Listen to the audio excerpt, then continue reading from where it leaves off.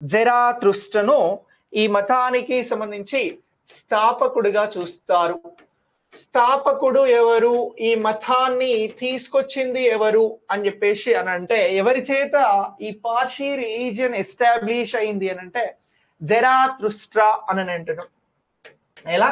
జరాతుస్ట్రా అని చెప్పేసి పిలుస్తాను. ఇలా ఈ అంశాన్ని, ఈ పేరుని గుర్తుంచుకోవాలి.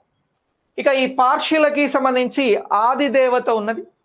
సో లేదా ఈ స్థాపకుడు కాకుండా ఆది దేవతగా పార్షీ మతానికి సంబంధించినటువంటి వారు ఎవరిని పూజిస్తారు అని అంటే, పార్షీకి సంబంధించినటువంటి వారు అహూరా మజ్దాను ఏమని అంటున్నాం, ఆది దేవతగా ఈ ఎవరిని గుర్తిస్తారు అని అంటే మనం చెప్పాల్సినటువంటి పేరు అహూరా మజ్దాన్ అని అంటున్నాం. ఏమని?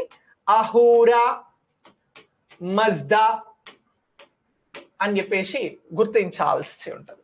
సో ఇలా ఈ పార్షీ మతానికి సంబంధించి 3 ముఖ్యమైన అంశాలను గుర్తుంచుకోవాలి.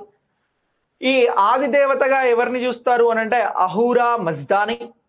స్థాపకుడిగా ఎవరిని చూస్తారు పార్షీ మతానికి, జరాస్ట్రియన్ కి అని అంటే జరాతుస్ట్రాను. ఈ పార్షీ మతానికి పవిత్ర మత గ్రంథం ఏంటి అని అంటే జెండా అవెస్తా. చాలా చాలా ఇంపార్టెంట్, గుర్తుంచుకోండి.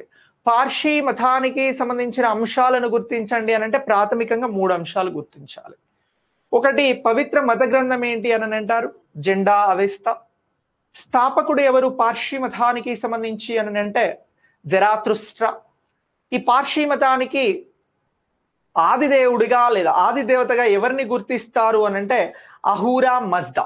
ఈ పేర్లను గుర్తుంచుకోండి, చాలా చాలా ఇంపార్టెంట్. సో ఇలా పార్షీ మతానికి సంబంధించినటువంటి అంశాలను మనం గుర్తించాల్సి ఉంటుంది.